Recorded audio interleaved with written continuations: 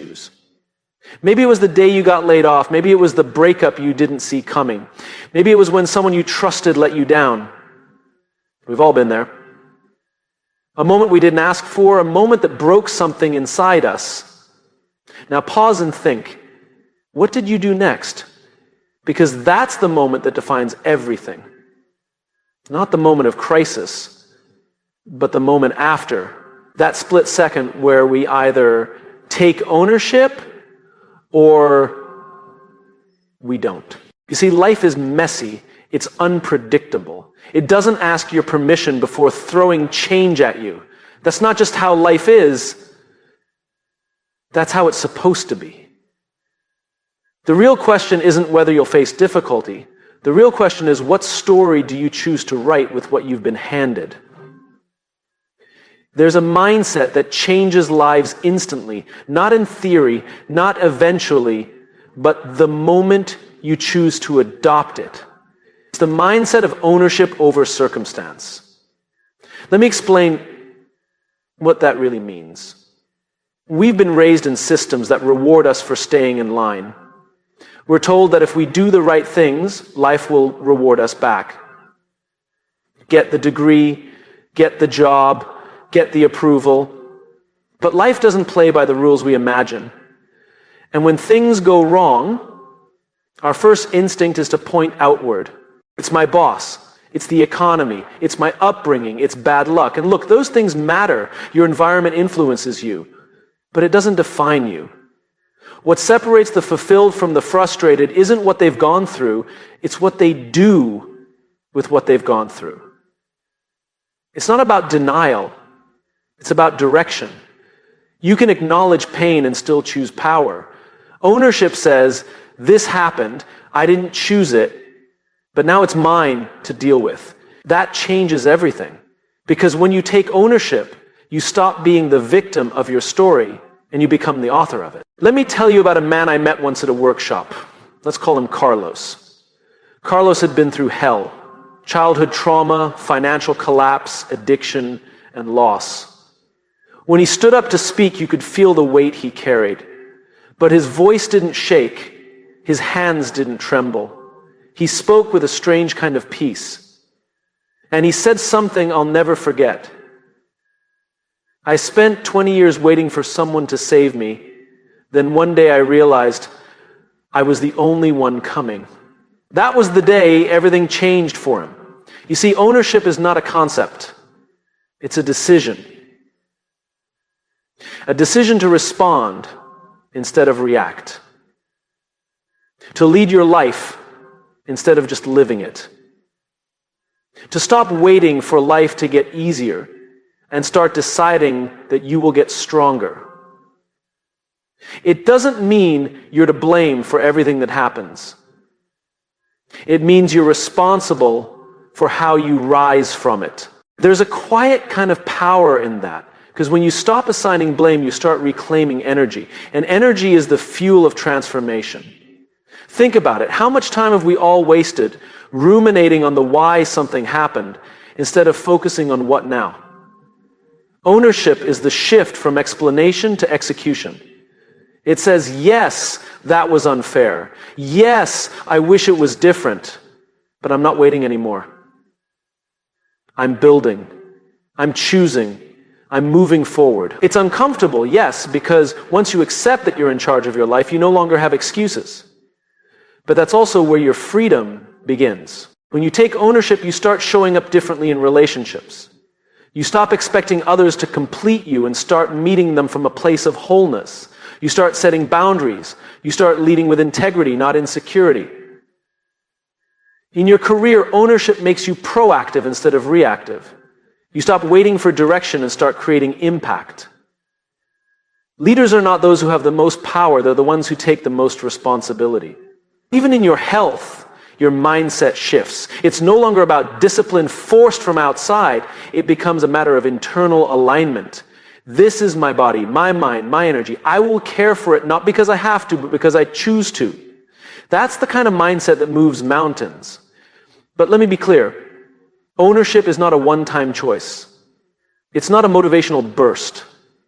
It's a daily decision. Every morning, you get to decide, will I hand over my power to my circumstances or will I reclaim it? And every day you choose ownership, you strengthen your identity. You begin to see yourself not as someone life happens to, but as someone who shapes life, even in the storm.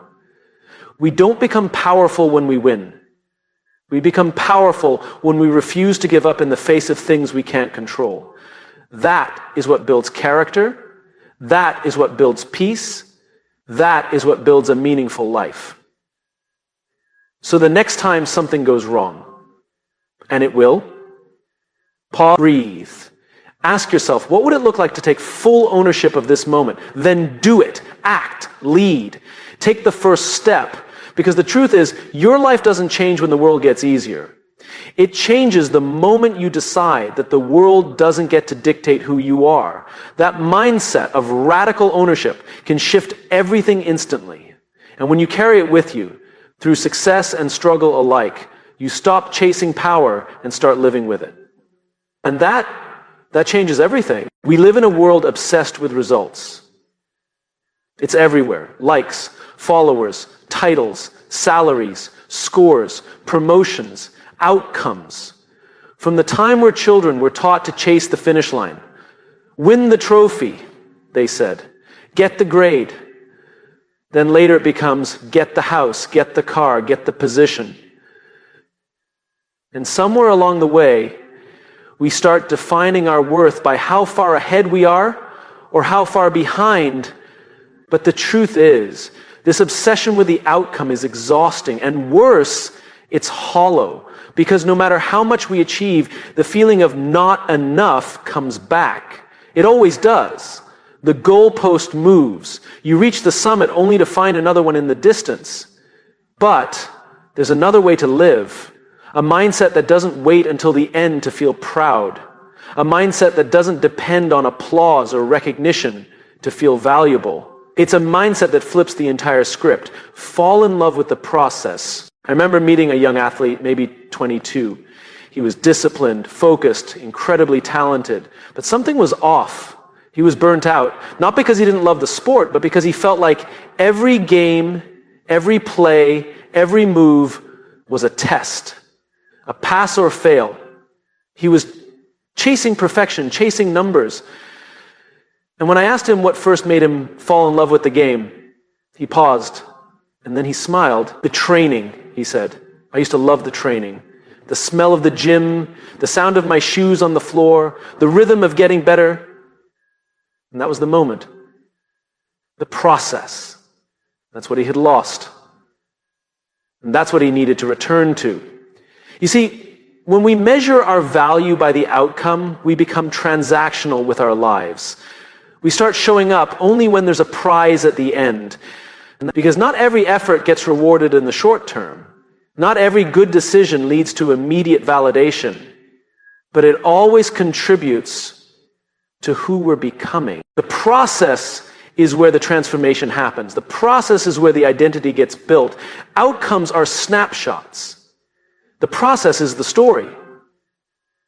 I once read a story about a violinist who practiced alone in a basement for 10 years, not for fame, not for an audience, but because the practice itself made her feel alive. The outcome wasn't guaranteed, but the process, those hours of focus and flow, that's what shaped her. We need to stop asking, what will I get if I do this? And start asking, who will I become if I keep doing this? It's a different question. And it leads to a different life. When you fall in love with the process, you're no longer fragile. You don't break down every time progress is slow. You don't quit just because recognition is delayed. Because you're not working for a moment, you're working for meaning. Think about the people who consistently grow, who build, who improve, who become leaders worth following. They have something in common. They've learned to find joy in the effort itself. The result is a bonus. But the work, the journey, that's where they come alive. And yes, it's countercultural, because culture says, don't waste time unless it guarantees success. But that mindset kills passion. It kills curiosity. It kills mastery. Some of the most meaningful achievements in life take years before they bloom. And if we're only obsessed with the fruit, we'll never commit to planting seeds. There's something sacred in waking up each day and deciding to show up, even when no one is clapping. There's something noble in practicing when no one is watching. There's a quiet strength in devotion, doing the right thing, not because it's easy or fast, but because it's right. We all admire those who stay the course, the ones who push through when it gets boring, when it gets hard, when the reward isn't obvious. But here's the truth. They aren't superhuman. They've simply chosen to fall in love with the work. And that mindset protects them from discouragement, because their sense of purpose isn't tied to outcome, it's tied to effort. In relationships, the same principle holds. It's easy to get caught up in expectations. What do I get out of this? But the real beauty is in choosing to be present, to serve, to grow together, not because you're owed something, but because it's worth building. Love, like mastery, lives in the daily practice. In business too, the process matters more than the promise. You don't build trust overnight. You don't build impact in one move. The businesses that last are the ones that commit to integrity in every decision, even when the numbers aren't immediate. They know something others forget. Process compounds. Devotion to process builds character. It creates emotional resilience. It teaches patience, humility, consistency, and grit. Those are the qualities that change lives, not overnight success. I get it. Results matter. They do. But they're only part of the picture. The bigger part is who you become in pursuit of them. Because the truth is, most people don't fail because they're not talented. They fail because they didn't commit long enough to the process that would have unlocked that talent. When you shift your mindset from outcome to process, your entire relationship with growth changes. You start seeing every setback as a lesson, not a loss. You start seeing each day not as a test, but as a training ground. You start to trust the slow burn. And over time, something magical happens. The results start to come not because you chased them. So the next time you catch yourself asking, what's the point if it's not working yet? Remind yourself, this moment is the point. This repetition, this effort, this focus. That's where greatness is born. If you want a mindset that will change your life immediately, choose this one. Stop chasing the trophy. Start honoring the training. Don't measure your day by what you achieved. Measure it by how fully you showed up to the process. That's where the change begins. Not someday, not later, now. There's a pattern I've noticed over the years, one that shows up in athletes, artists, entrepreneurs, students, leaders. It's this subtle, dangerous waiting game. They tell themselves, one day I'll be confident. One day I'll feel like I'm ready. One day I'll step into who I'm meant to be. But here's the hard truth. There is no one day. There's only now. The people we admire most aren't waiting for a moment of transformation. They're acting from it before it even arrives. Most people are stuck in a loop. They believe they need to achieve something before they can become something. Once I lose weight, I'll feel healthy. Once I get the promotion, I'll feel like a leader. Once I launch the business, I'll be an entrepreneur. But that mindset traps you because you're always reaching, never becoming. The mindset that changes everything immediately is the opposite. Instead of chasing the outcome, you adopt the identity.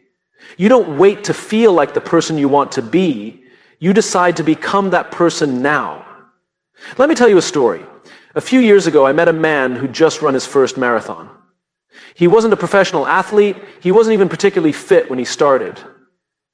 He was an accountant, a father, a regular guy. But when I asked him what the hardest part was, he didn't talk about race day. He didn't talk about the long runs or the blisters. He said the hardest part was convincing himself that he was a runner before he'd ever run a mile. And I didn't believe I was that kind of person, he said. I kept saying, I'll call myself a runner when I run a half marathon. Then it became, once I run a full one. But the shift happened when I woke up one day, put on my shoes, and said out loud, I'm a runner. That's the day everything changed. He became the identity before he had the outcome. And it worked. Not because he tricked himself, but because identity shapes behavior. Once he saw himself differently, he started showing up differently. That's what most people don't realize. We think action creates identity, but identity also creates action. It's a loop. And it works in both directions. If you want to write a book, don't wait until you get published to call yourself a writer. Start writing. Start thinking like a writer. Start structuring your day like one. Wake up early and protect your creative time like your life depends on it. Because in a way it does. That identity shift will drive the habits that eventually create the outcome. This is the reason people struggle with consistency. They try to change what they do without changing who they believe they are. They say, I'm trying to get fit, instead of I'm someone who values health. They say, I'm trying to wake up early, instead of I'm the kind of person who starts their day with intention. Language matters. Self-talk matters. Because every time you declare something about yourself, your actions begin to align with that belief. I once worked with a leader who was struggling with confidence. He'd just been promoted, and despite his title, he felt like an imposter. He kept saying, I don't feel like a real leader. And so he acted cautiously. He second-guessed himself. He avoided tough conversations. But here's what we did. We didn't try to fix his leadership skills. We worked on his identity. We had him write a letter to himself. Not from the version who felt unsure, but from the version who had grown into that leadership role. The version who had already become the kind of leader others trusted and followed. He read that letter every morning. And slowly, something shifted. He didn't wait for permission to lead. He started leading. And people noticed. Identity isn't about pretending. It's about aligning with who you're choosing to become. You don't become successful and then feel worthy. You decide you are worthy. And that identity fuels the actions that lead to success. This mindset shift is immediate. You don't need to wait until the world sees you differently. You need to see yourself differently. And yes, this requires courage. Because when you step into a new identity, the world might not catch up right away. People might still see the old version of you. They might question your change. That's okay, because you're not doing it for them. You're doing it for who you're becoming. This mindset is about integrity, not in the moral sense, but in the structural sense. Wholeness, alignment. When your thoughts, words, and actions all reflect the identity you've chosen, life begins to feel lighter, clearer. You don't waste energy pretending. You're not chasing, you're expressing. So what do you do with this? You ask a simple but profound question. Who is the person I want to become? Not the job title, not the bank balance, but the kind of person. And then you start behaving like that person today, before the accolades, before the evidence, before the outcome. Because becoming isn't something you wait for, it's something you live. You start eating like someone who loves their body. You start working like someone who takes pride in excellence. You start speaking like someone who values clarity and truth. You show up like someone who already believes they belong. And over time, people will begin to treat you that way too. Because they're responding to who you are, not who you used to be. This mindset changes lives. because it eliminates the gap between now and later. It replaces waiting with becoming, and that is powerful. So whatever goal you've been waiting to pursue, whatever version of yourself you've been postponing, stop waiting. Step into it. Let today be the day you stop saying, I will be, and start saying, I am. Because the moment you adopt the identity of who you're becoming, you begin to act like them. And once you start acting like them, it's only a matter of time before you become them. And that, right there, is when life changes. Immediately, when something goes wrong, most people do the same thing. They point the finger at others or at themselves. Sometimes both. We default to judgment. We analyze, criticize, and pick everything apart. And we do it not because we're bad people, but because it gives us the illusion of control. If I can find someone or something to blame, I can make sense of what happened. But judgment doesn't help us grow. Curiosity does. There's a mindset shift that, once embraced, changes the entire direction of your life. It's the choice to be curious instead of critical.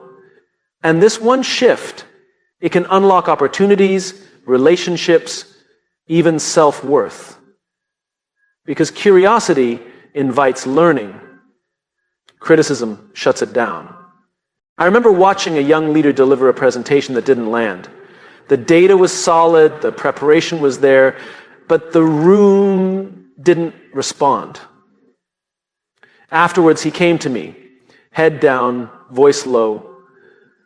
I blew it, he said. I knew I wasn't good enough for this role. I stopped him right there, not because he was wrong to feel disappointed, but because of the story he was telling himself. He wasn't reflecting, he was attacking. So I asked him a question.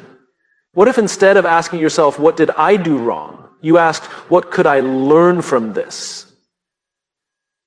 He looked up, confused, but something in that question made him pause, made him breathe. And in that moment, something cracked open. Not because he suddenly had all the answers, but because he created space to find them. That's what curiosity does. It creates space. Judgment closes doors, curiosity opens them. When we lead with criticism, we create fear. Inside ourselves and around us, people shut down. Growth becomes risky because the cost of getting it wrong is shame. But when we lead with curiosity, we create permission. Permission to ask questions. Permission to explore. Permission to not know yet. Curiosity turns failure into feedback. It transforms discomfort into discovery. It takes the pressure off performance and puts it on progress. I've worked with organizations that thrive on curiosity. You can feel the difference the moment you walk in. People ask more questions than they give answers. Leaders say, I don't know, and mean it as a strength, not a weakness. Mistakes don't end careers, they spark conversations. And that's where innovation lives. But curiosity isn't just a business tool. It's a life tool. And it's one we often forget how to use. Think about children. They ask questions relentlessly. Why is the sky blue? What's inside the wall? Why do people lie? They're not trying to critique the world, they're trying to understand it. And because of that, they grow at an astonishing rate. They learn language, emotions, motor skills, social dynamics, sometimes all in the same afternoon. Not because they're smarter than adults, but because they're more curious. Somewhere along the way, we lose that. We trade curiosity for certainty. We stop asking questions and start defending positions. And in doing so, we slow our own growth. You want to change your life immediately? Get curious again about yourself, about the people around you, about the world you think you already understand. When you mess up, don't say, I'm such an idiot. Ask, what caused that decision? When someone lets you down, don't say, they're just selfish. Ask, what might they be struggling with? When you feel stuck, don't say, I'm not cut out for this. Ask, what's another way to look at this? These questions aren't soft, they're strong. They take more strength than blame ever will. I once coached a woman who'd been passed over for a promotion.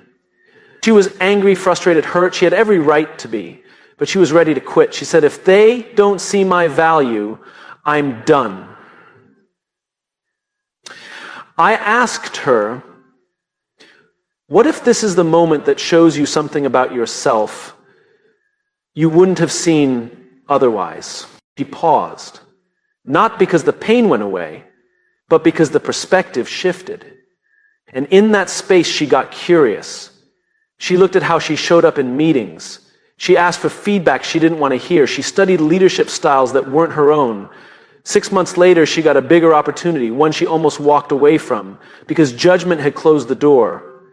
Curiosity does, but it keeps you moving. It turns pain into perspective.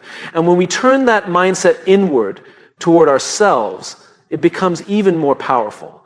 Most of us are our own worst critics. We dissect our flaws. We rehearse our failures. We carry guilt like a second skin. But judgment won't get you unstuck. Compassion paired with curiosity will. Try asking yourself this. If I were someone I loved, how would I treat me right now? Then listen. Not with defensiveness, not with excuses, just with honesty. That's what growth sounds like. This mindset also transforms relationships. It changes conflict. Instead of assuming intent, you ask for it. Instead of labeling behavior, you ask about the story behind it. You become less interested in being right and more interested in being connected. And something beautiful happens. People start to trust you because they don't feel judged. They feel seen. And when people feel seen, they open up. That's when real communication begins. That's when change begins. There is nothing soft about curiosity. It requires humility. It requires patience. It requires a willingness to be wrong and to still keep asking. But the payoff is enormous. A curious person doesn't wait for life to hand them answers. They go looking. They read. They listen. They explore. And because of that, they grow faster, love deeper, and lead better. So if you're standing at a crossroads in your life, whether it's your career, your relationship, your identity, don't rush to judge. Don't default to criticism. Don't shut down because you don't know yet. Get curious. Ask what's here for you. Ask what this is trying to teach you. Ask what you haven't yet seen, because that simple shift from judgment to curiosity can unlock everything. And the moment you choose it, your life starts to change. Immediately, there's a strange thing about motivation. It doesn't always show up when you need it. Some mornings you wake up and you're ready to take on the world. Other days, the same goals feel heavy. You look at your to-do list, your commitments, your promises to yourself, and none of it feels urgent. None of it feels worth the effort. The mood's just not there. And that's the trap. Because if your life is built around how you feel in the moment, you'll always be chasing consistency and never quite finding it. The day you feel tired, you'll skip the workout. The day you feel discouraged, you'll avoid the work. The day you feel insecure, you'll hide instead of speak up. And slowly, over time, your life becomes a reflection, not of your values, but of your moods. There's a mindset that can flip this entire pattern. It's not glamorous. It doesn't come with instant gratification, but it creates a kind of internal power that nothing can shake. It's the mindset of living by values, not moods. I once sat with a founder of a growing company who told me something simple but profound. He said, I don't trust my feelings in the morning. I trust my commitments from the night before. It stuck with me. Because it's so easy to feel like your present mood is the most honest version of yourself. But it's not. Your mood is just a snapshot. Your values are the story. When you live by values, your actions aren't negotiable based on how your day's going. You're not at the mercy of emotional weather. You know who you are, what matters to you, and how you want to show up, even when it's hard, even when it's boring, even when no one's watching. It's the difference between the person who says, I'll be there if I feel like it, and the one who says, I'll be there because I said I would. One is a servant to comfort, the other is a servant to integrity. I met a woman years ago who trained for a triathlon while raising 2 kids, working full-time, and recovering from a serious injury. I asked her how she stayed consistent. She didn't talk about energy or motivation. She said, I decided that being disciplined was a way to respect myself. Her value was self-respect. That's what she showed up for. Not the medal, not the applause. Her decision to train every morning had nothing to do with how she felt at 5 a.m. It had everything to do with who she wanted to be. We underestimate how powerful it is to build our lives around principles, not goals, not moods, principles. Think about trust. It doesn't come from one big emotional moment. It comes from consistency, from being reliable, from showing up the same way regardless of the mood you're in. The leader people trust isn't the one who's most charismatic on their best day. It's the one who holds the line, who treats people with respect whether they're feeling confident or exhausted. You become dependable not by managing your emotions, but by submitting them to something greater, your values. And the same goes inward. The way we talk to ourselves on our bad days says more about our character than anything we do on our good days. If your value is kindness, that has to apply even when you're disappointed in yourself. If your value is courage, it has to show up even when your knees are shaking. That's what integrity looks like. Not perfection, but alignment. Living by values doesn't mean ignoring your feelings. Feelings are important messengers. They reveal what you care about. They tell you where something's off. But they're not always reliable guides. They're visitors, not rulers. Values are the foundation you stand on while your moods pass through. And here's the beautiful part. The more you live by values, the more stable your life becomes. Not boring, stable. You know what you'll do when the pressure's on. You know how you'll treat people when things go wrong. You know how you'll show up when no one's clapping. It's why people with strong values often appear calm in chaos.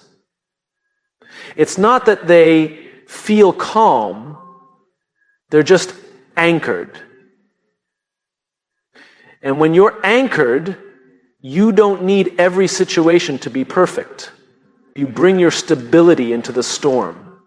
I worked once with a team that had been through massive disruption, layoffs, reorganization, leadership changes. The teams that survived weren't the ones who had the best systems. They were the ones who had values they practiced out loud.